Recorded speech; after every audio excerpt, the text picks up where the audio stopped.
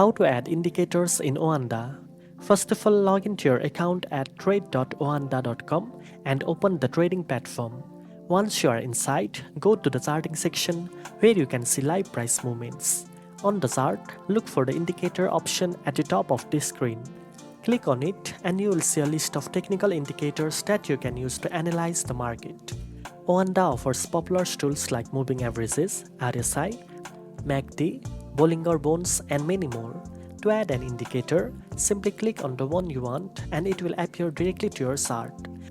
You can also adjust its settings such as period length or style to match your trading strategy. Using indicators in OANDA helps you spot trends, measure momentum, and find potential entry and exit points. You can combine multiple indicators together for deeper analysis and better decision making. Now you know how to add indicators in OANDA. Thanks for watching and don't forget to like, share and subscribe for more trading tutorials.